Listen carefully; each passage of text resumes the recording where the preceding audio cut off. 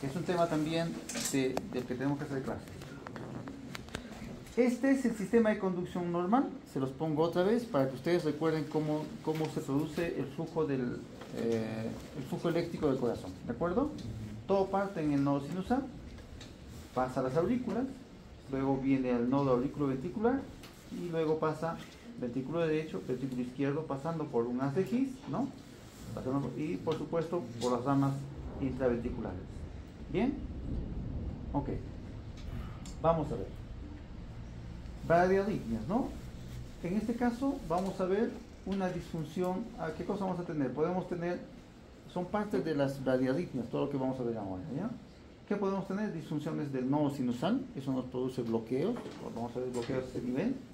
Alteraciones de conducción del nodo auriculoventricular, puede haber alteraciones de la conducción intraventricular, ¿no? Bueno, hipersensibilidad del nodo carotídeo, eso es para la bradiarritmia. Ritmo de la unión también tiene que ver con el nodo auriculoventricular, y las bradicardias postquirúrgicas que producen bloqueos también, pero que no son naturales en todo caso. ¿De acuerdo? A ver, vamos a hablar primero de los bloqueos de rama. Bien, a ver, bloqueos de rama. ¿Qué significa? Que puede haber bloqueos de la rama del lado derecho o bloqueos de la rama del lado izquierdo. ¿De acuerdo? Pueden haber bloqueos completos de rama derecha o bloqueos completos de rama izquierda. En este caso es un ejemplo de bloqueo. ¿A qué nivel? De la rama derecha, ¿no? ¿Cómo veremos una morfología de bloqueo completo de rama derecha? ¿Dónde veríamos el ventrículo derecho? En B1, ¿sí? ¿Cómo veremos la morfología? De esta manera, ¿no? Una R con una R' en B1, B2. ¿De acuerdo? ¿Cómo vemos el mismo bloqueo en las otras derivadas? B5, B6, que ve más ventrículo izquierdo. Vemos la S, sobre todo mellada como está aquí. No necesariamente SS', sino puede haber una onda S profunda, ancha y mellada sobre todo. ¿De acuerdo? Muy bien. Esa es la morfología de un bloqueo completo de rama derecha. ¿Cuáles son los criterios? QRS ancho, mayor a 120 milisegundos. RSR grande en B1, ¿de acuerdo? O sea, un R y R', sobre todo la R' más grande en bloqueo completo de rama derecha. Vemos S profundas, empastadas o melladas en las caras donde ven ventrículo izquierdo, que son B5, B6 o ABL, ¿ya? Y bueno, les decía un poco del ST, nivelado T invertidas en las precordiales, ¿no? B1, B3, no necesariamente no lo tomen mucho como criterio, esto puede venir en examen, ¿ya? Y el eje puede o no estar desviado hacia el lado derecho, esto también no es seguro, ¿de acuerdo? Los bloqueos de rama no necesariamente desvían el eje, ¿de acuerdo? El desvío de eje muchas veces está sumado a otro factor, ¿ya? Muy bien, un ejemplo de lo que estamos hablando en todo caso, B1 con su R pequeña, una R' mucho más grande y el QRS ancho por encima de 120 milisegundos. B5, B6, una S profunda, mellada, bloqueo completo de rama derecha, ¿de acuerdo? No necesariamente hay desvío de eje, porque acá ven que está positivo en 1 y positivo en F, no necesariamente hay desvío de eje, ¿de acuerdo? Tal vez podemos llamar de esto la atención, que hay un poco de S más profunda, más ancha en 1, de igual manera habría en L, ¿no? ABL, ¿de acuerdo? Porque están viendo, yo les dije, cara próximo al ventrículo izquierdo, ¿ya? Bien, ahora, bloqueo completo de rama izquierda. Lo contrario a lo otro. ¿Quién ve ventrículo izquierdo? B5, B6. Entonces, ¿cómo vemos aquí la morfología? R's melladas, con anchas, igual que el otro, por encima de 120 milisegundos, ¿de acuerdo? Y en en el lado contralateral, en B1, B2, vemos ondas S más profundas, anchas, que también pueden estar melladas, ¿de acuerdo? Entonces, cuando tenemos dudas, más tendríamos que ver B1, B2 que B6 incluso. Es más seguro ver B1, una onda S profunda, mellada y ancha, para definir un bloqueo completo de rama izquierda, ¿de acuerdo? Pero esta es la morfología clásica de un bloqueo completo de rama izquierda. Igual los criterios, QRS ancho, 120 milisegundos a más. Entonces la pregunta sería, ¿y si está menos de 120 milisegundos y la morfología es similar, ¿qué sería? Un bloqueo incompleto de rama, ya sea izquierda o rama derecha, ¿de acuerdo? O sea, para que sea bloqueo completo tiene que ser por encima de 120 milisegundos. La morfología nos está diciendo el bloqueo de una de las ramas. Menos el tiempo, bloqueo incompleto, ¿de acuerdo? Muy bien, ya les dice acá, R ancha y mellada en derivaciones izquierdas, ¿no? S ancha, ¿no? En derivadas derechas, B1, B2, ¿no? Lo demás está teniendo ¿ya? El ejemplo, acá estamos, R ancha por encima de 120 milisegundos, B5, B6, S profunda, ya les dije, ancha en B1, B2, ¿de acuerdo? Bloqueo completo de rama izquierda. Ahora, los bloqueos fasciculares de la rama izquierda, ¿de acuerdo? ¿Cómo es eso? Vamos acá. La rama izquierda no solamente se compone de una rama, tiene otros pequeños fascículos. Un fascículo, en este caso anterior superior, y un fascículo posterior inferior. ¿De acuerdo? También la rama derecha tiene fascículos, lo que pasa es que no se estudia mucho estos fascículos, ¿ya? Pero vamos a hablar de bloqueos, en todo caso, de los fascículos más importantes de la rama izquierda. Bien, cuando hablamos de una desviación hacia el lado izquierdo, estamos hablando por encima de menos 30, que es el límite, a verle, estamos hablando de un bloqueo fascicular anterior izquierdo. Cuando estamos viendo una desviación del eje por encima de los 120, estamos hablando de un bloqueo fascicular posterior izquierdo. ¿De acuerdo? A ver, repasando. Entonces, hablamos de bloqueos fasciculares cuando tenemos una desviación del eje. ¿De acuerdo? Ya sea hacia el lado izquierdo o hacia el lado, de repente, derecho. ¿De acuerdo? ¿Aló? Sí, todo bien. Sí, ya voy. Entonces, es decir, si tenemos una desviación mayor en negatividad de 30 grados, estaríamos hablando de un bloqueo fascicular anterior izquierdo. ¿De acuerdo? Y si tenemos un eje desviado hacia el lado derecho, acá dice mayor 90, pero en realidad es mayor de 120, tómenlo como criterio, ¿de acuerdo? Mayor de 120 como fascículo posterior izquierdo, ¿de acuerdo? Eso de acá. Bien, entonces es así cuando hablamos de bloqueo de las pequeñas ramas o los fascículos de la rama izquierda, ¿de acuerdo? Un ejemplo acá, tenemos en la derivada 1 positivo, en la derivada 2 negativo, ¿no? Es bastante más negativo acá. Una desviación del eje mínimamente de 45 grados por arriba, porque sería igual, ¿sí? Entonces sería, el eje de este paciente estaría en menos 45 grados aproximadamente, ¿no? Entonces esto nos sugiere un bloqueo fascicular anterior izquierdo, ¿de acuerdo? Y si estaríamos con un eje mayor a 120 grados, nos sugiere un bloqueo fascicular posterior izquierdo, ¿sí? Un resumen de todo. Bloqueo rama derecha, el eje no necesariamente se altera, ya les dije. QRS mayor de 120 milisegundos, RS y R' en B1, S ancha y mellada, ¿no? Acá debe ser B5, B6, acá está equivocado, ¿ya? Bloqueo de rama izquierda, no necesariamente hay alteración de eje, a veces es un eje a la izquierda, por supuesto. QRS ancho, de todas maneras, ¿no? Ausencia de onda Q puede haber en ABL, en cara bien lateral, puede haber, ¿no? Pero sobre todo esto, la S ancha o mellada en B1, B2, ¿de acuerdo? O S podría ser, la gráfica también. Bloqueo fascicular anterior izquierdo, antes se decía hemibloqueos, ahora se dice más bloqueo fascicular. El eje, en todo caso, siempre para arriba, menor de 45 dice acá, menor de 30 lo consideran ustedes. Y esto es muy importante, el QRS no necesariamente está ancho, puede ser un QRS estrecho, ¿de acuerdo? Bloqueo o hemibloqueo posterior izquierdo, ¿no? Esto es excepcional, no siempre hay, y tiene que ser en ausencia de crecimiento de las cavidades derechas, ¿no?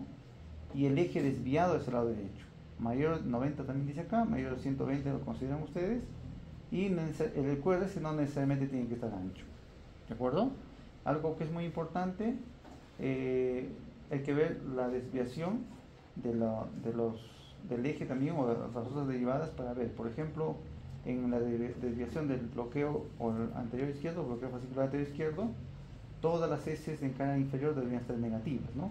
Para tener claro cómo está la morfología y lo demás. ¿De acuerdo? A ver, bloqueos del nodo sinusal. Repasando acá, vamos rápidamente.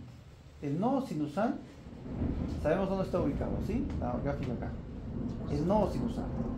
El nodo sinusal estimula o origina el estímulo, pero tiene una coraza en la que puede no salir el impulso hacia la aurícula. ¿De acuerdo? Entonces se puede quedar el impulso allí adentro y no salir hacia la aurícula. Eso se llama bloqueos del nodo sinusal. Sería un bloqueo sinoatrial. ¿De acuerdo? Muy bien. ¿Cómo sería eso? Bueno, hay varias posibilidades. Paso rápido. Bradicardia sinusal no es un ejemplo, no vamos a hablar de eso, pero sí podemos hablar del paro sinusal, ¿no? Para que haya una pausa o paro sinusal tiene que haber una ausencia de complejos QRS y también ausencia de ondas P, que es muy importante, ¿no? Pero seguida de ¿qué? De un complejo con P y QRS, la que llamamos onda P y QRS, ¿de acuerdo? Puede haber un bloqueo sinoauricular de distintos grados, ¿ya? Que lo vamos a ver en un momento. Y un síndrome taquibradi, que es una enfermedad del nodo cuando hay taquicardias y también hay bradicardias extremas, ¿de acuerdo? A ver, tenemos un bloqueo sinoauricular de tercer grado, nos dice acá, ¿no? O sea, acá no se nota muy bien, vamos a pasar eso. Acá vamos a hablar.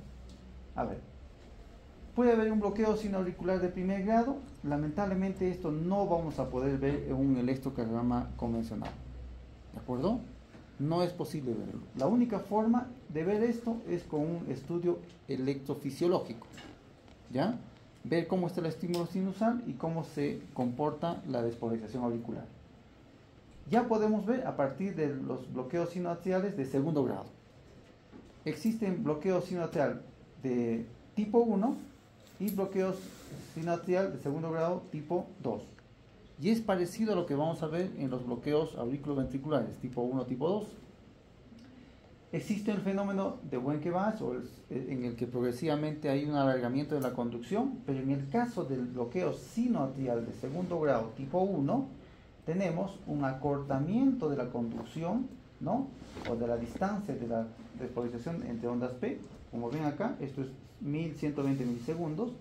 La siguiente onda P está a 1040, es mucho menor que esto. Y la otra P en la que hay el bloqueo sinoatrial, hay un alargamiento mucho mayor que sería casi el doble de esto. ¿De acuerdo? Es la forma como podríamos definir que está habiendo un bloqueo sinoatrial de segundo grado tipo 1. ¿De acuerdo? En el que está habiendo una progresión del estímulo y que en algún determinado momento hay una ausencia de estímulo. ¿De acuerdo? Tipo 1. En el tipo 2, bueno, las distancias entre P y P son muy similares, pero donde hay bloqueo es 2 veces la distancia de las ondas P. Esto lo vamos a ver con bastante frecuencia, solo que no somos minuciosos y de repente se nos pasa por alto. Entonces no vemos absolutamente ninguna onda P. La siguiente onda P produce la despolarización, o sea, no hay un problema en el nodo auriculoventricular, el problema está en el nodo sinusal. Existe el estímulo, pero no sale el estímulo. Aquí debería haber una onda P y también un complejo QRS que no hay. Igualmente acá, pero aquí ya tenemos, ¿no es cierto? Esto es un paciente con un bloqueo sinoatrial de segundo grado tipo 2, cuando la gráfica es de esta manera. Bueno, existe también un bloqueo sinoatrial de tercer grado. ¿Qué significa? Hay una ausencia de un estímulo del nodo sinusal. O sea, no vamos a ver una onda P sinusal. Podríamos ver una onda P que puede ser de cualquier otro lugar, pero no del nodo sinusal, ¿de acuerdo? Y es un poco difícil verlo con el electrocardiograma, ¿ya? A menos de que tengamos lo que hemos visto por acá, ¿no? ¿Dónde estaba? Bueno, fue un gráfico después. A ver, por ejemplo esto, ¿no? Tenemos una pausa de un paro sinusal y de pronto una onda P. Entonces en este tiempo al menos tenemos un bloqueo completo del nodo sinusal. Pero si es un bloqueo permanente, por supuesto ya no vamos a ver nada de gráfica de onda P sinusal por lo menos. Podríamos ver una P de otro estímulo, puede ser septal, puede ser lateral izquierdo, etcétera, etcétera. ¿De acuerdo? Muy bien, y este es el síndrome de taquibradia, que hay una taquicardia y luego bradicardias, sobre todo en fibrilación auricular, ¿ya? Las causas de una enfermedad del nodo sinusal son varias. Pueden haber agentes farmacológicos, básicamente los beta-bloqueantes están cáncer antagonistas, ¿ya? Los que necesitan saber. Pueden haber otros como el litio, la fenitoína. Pueden haber alteraciones electrolíticas, alteraciones de los electrolitos, hipotiroidismo, el apnea del sueño, la hipoxia, hipotermia, aumento del tono vagal, y incluso que se pueden producir estos por la tos y el vómito, ¿no? Las causas extrínsecas, o sea, que no tienen que ver directamente con el nodo sinusal, pueden ver con fibrosis degenerativa, o sea, se puede fibrosar progresivamente el nodo sinusal, por isquemia, por infartos, ¿no? Sobre todo de cara inferior de ventrículo derecho, causan alteraciones del nodo sinusal y del nodo auriculoventricular también. Enfermedades infecciosas como Chagas, endocarditis, difteria, enfermedades inflamatorias como miocarditis, trastornos infiltrativos, enfermedades del colágeno, trastornos osteomusculares y las cirugías, ¿no? Cardiotorácicas. ¿De acuerdo? Muy bien. Ahora, bloqueos auriculoventriculares. De la misma manera, tenemos un problema de la conducción dentro del nodo auriculoventricular, ¿no? El nodo auriculoventricular ya está un poquito más abajo, ¿no? En ambos casos, los síntomas y los signos van a depender mucho del grado del bloqueo, ¿no? Pueden haber síncope, puede haber disnea, dependiendo mucho de con qué paciente estamos, ¿no? Acá nos dice bien claro que el bloqueo auriculoventricular de primer grado es normalmente asintomático. Ya a partir del bloqueo auriculoventricular de segundo grado puede haber síncope si es que es de alto grado. Vamos a ver, pero este no es el tema de discusión, sino básicamente lo otro, ¿no? ¿Quiénes producen bloqueo auriculoventricular?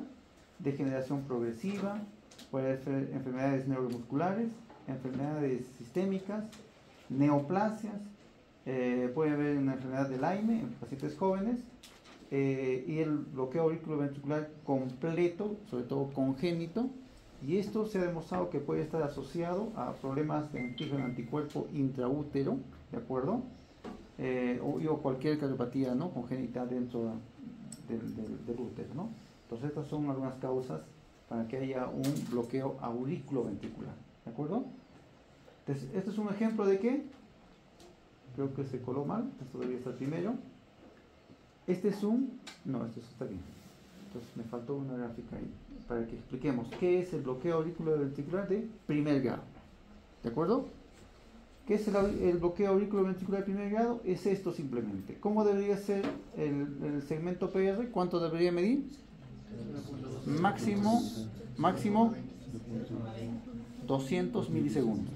¿De acuerdo? Máximo 200 milisegundos, ¿no? En este paciente tenemos un PR de 300 milisegundos, ¿no?, que viene desde aquí hasta acá. Eso es un bloqueo auriculoventricular de primer grado, porque todas las ondas P finalmente están alargadas, pero conducen. O sea, se está produciendo después de la onda P una despolarización ventricular. ¿De acuerdo? Entonces estos bloqueos son asintomáticos. Rara vez progresan a otro tipo de bloqueo. Hay que tener en cuenta eso. Si encontramos un bloqueo auriculoventricular de primer grado, hay que observarlo, por supuesto, ¿ya? Y si es en pacientes jóvenes, bueno, tranquilos, va a tener eso. Normalmente no progresa a menos de que ya haya una lesión también a ese nivel. Ya les dije, bueno, este es otro. Bloqueo auriculoventricular de segundo grado. ¿Qué significa eso? Hay ondas P que conducen, pero ondas P que no conducen. ¿Sí? Entonces, ese es un bloqueo auriculoventricular de segundo grado. En este caso es un bloqueo auriculoventricular de segundo grado tipo 1, ¿sí? O MOVIS 1, con el fenómeno de Benke-Bach, ¿de acuerdo? En el que hay un alargamiento del PR progresivo hasta que una onda P ya no tiene alargado, no tiene un QRS que le sigue. Entonces hay una onda P que simplemente no conduce. ¿De acuerdo? Entonces la característica de este bloqueo auriculoventricular de segundo grado tipo 1 es que hay un alargamiento progresivo del PR. ¿Sí? Perfecto. Entonces esto es un ejemplo de un tipo 1 igual, un PR aquí, un PR un poquito más largo aquí y una onda P que no conduce. ¿De acuerdo? Muy bien. Tenemos un bloqueo auriculoventricular de segundo grado, tipo 2, ¿de acuerdo? O MOVIS 2, como quieran llamar, en el que los PR, los segmentos PR, son similares siempre, pero aún así hay ondas P que no conducen. ¿De acuerdo? Entonces tenemos una onda P que conduce, una onda P que no conduce, una onda P que conduce y así, ¿no? Este es un bloqueo auriculoventricular de segundo grado, ¿sí? De tipo 2, cuando no hay alteraciones del PR. ¿Sí? Igual, un ejemplo, PR constante, P que no conduce. Muy bien. Existe otra condición, una condición en la que los PR pueden estar bastante bien, similares, pero aquí la característica es que hay una onda P, dos ondas P que no conducen. Una onda P, otra onda P que no conduce. Este tipo de bloqueo es un bloqueo auriculoventricular de segundo grado avanzado o de alto grado, así se llama. ¿De acuerdo? Entonces es una onda P que conduce seguramente varias veces, pero cuando está en este fenómeno hay más de una onda P que no conduce. Pueden ser 2, 3, 4. ¿De acuerdo? Estos pacientes van a hacer síncope con mucha facilidad. Y estos pacientes son candidatos a marcapaso de todas maneras. ¿De acuerdo? Muy bien. Auriculoventricular de tercer grado. Vemos acá, prácticamente el paciente está disociado, se llama así. ¿Qué pasa? Los complejos QRS tienen un ritmo, si se dan cuenta acá, bastante regular. Son iguales en distancia del uno y el otro. Pero tenemos a ondas P que están completamente disociados. Están en cualquier parte y no tienen relación con el QRS. Acá podría pensarse que esta P está produciendo este QRS. Podría pensarse, pero inmediatamente vemos una P, otra P por acá. Y si lo medimos, las ondas P también tienen un ritmo, una frecuencia establecida. Entonces es un paciente que está en disociación auriculoventricular. ¿De acuerdo? Entonces a esto llamamos un bloqueo auriculoventricular de tercer grado. No hay conexión entre las aurículas y los ventrículos. ¿De acuerdo? De esto nos dicen, bueno, hay también un bloqueo auriculoventricular congénito. Los niños pueden tener esto, ¿no? 60% en mujeres, ¿no? Eso es bastante frecuente, ¿de acuerdo? Estos pacientes necesitan un marcapaso desde muy bebés, muy pequeñitos, ¿no? Y otros que se pueden producir de forma adquirida, ¿no?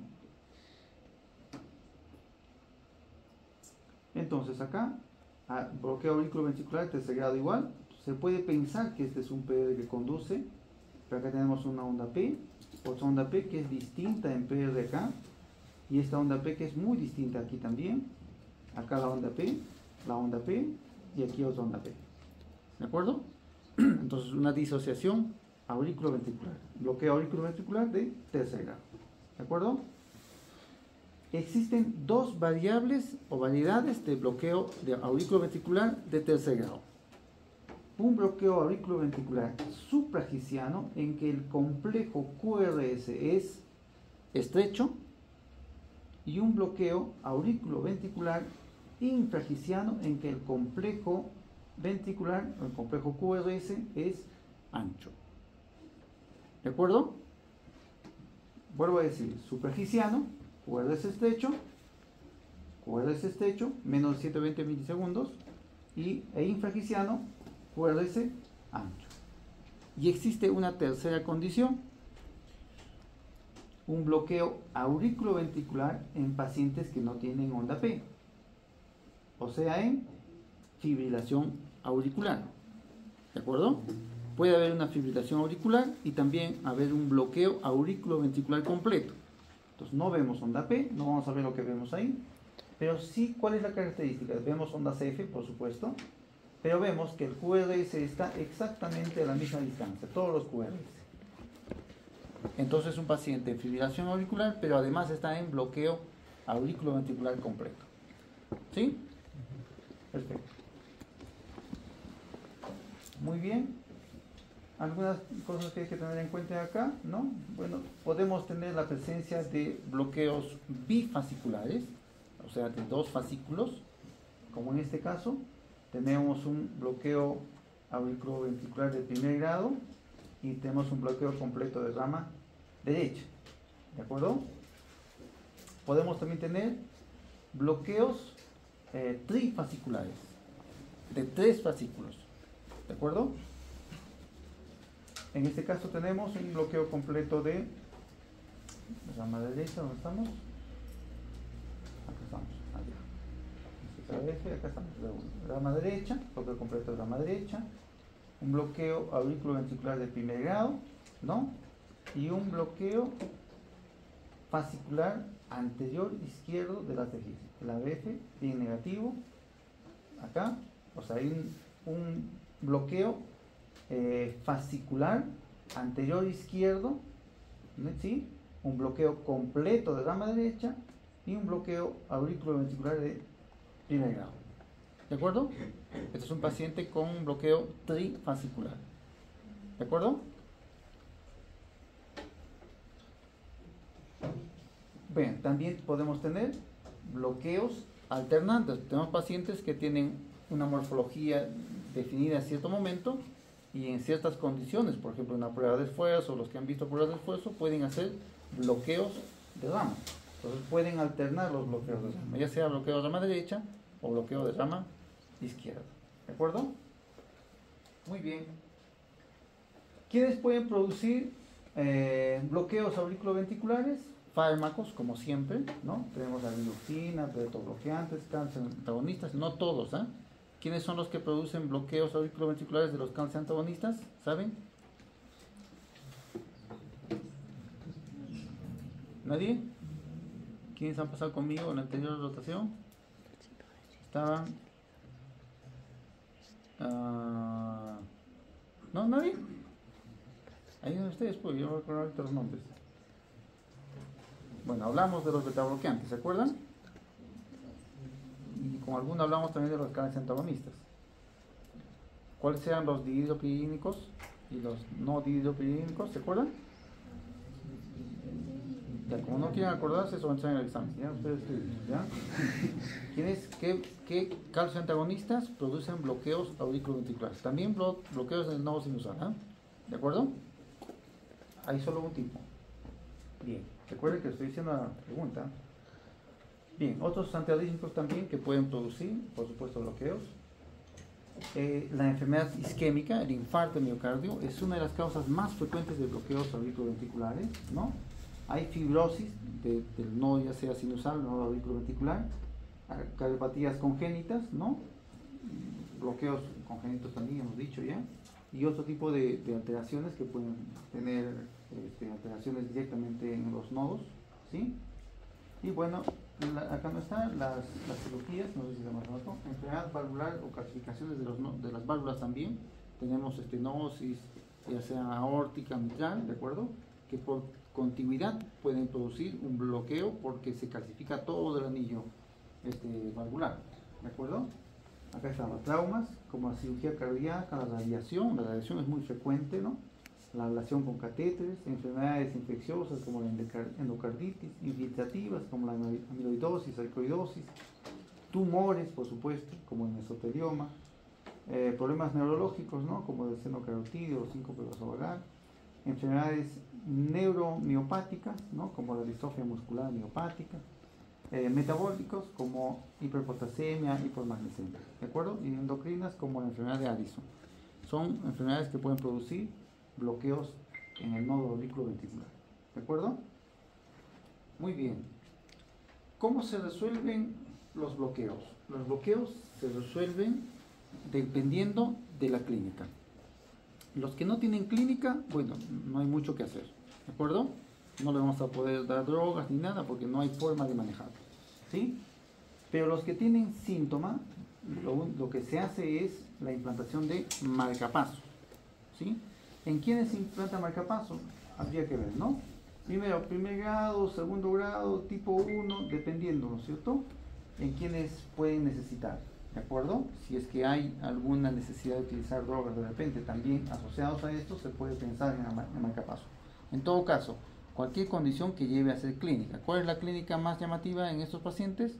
El síncope, ¿de acuerdo? El síncope, la pérdida de conciencia, ¿sí? Pero los pacientes que tienen bloqueo auriculoventricular de segundo grado, tipo 1, o de alto grado, bloqueo auriculoventricular de tercer grado, ¿no? O los de alternante rama, en estos pacientes siempre está indicado el marcapaso definitivo. Eso es importante, ¿ya? Entonces, la solución a los bloqueos es cuando tienen síntomas, el marcapaso. No hay otra forma de superar el problema de bloqueos. ¿Bien? Muy bien. Hay otras condiciones que nos obligan a tener marcapaso, que son estas, ¿no? Pero que no es el tema de hoy, ¿no? Hipersensibilidad del seno carotídeo, ¿no? Síncope neuromediado, como el síncope neurogénico, vasoactivo. Después de repente les muestro un caso importante que tuve yo, ¿no? Pero que son también radicales causadas, pero ya no por bloqueo, sino por otras condiciones, ¿de acuerdo? Que también nos obligarían a utilizar marcapaso, ¿ya? Pero en el tema necesitamos entender esto. Estos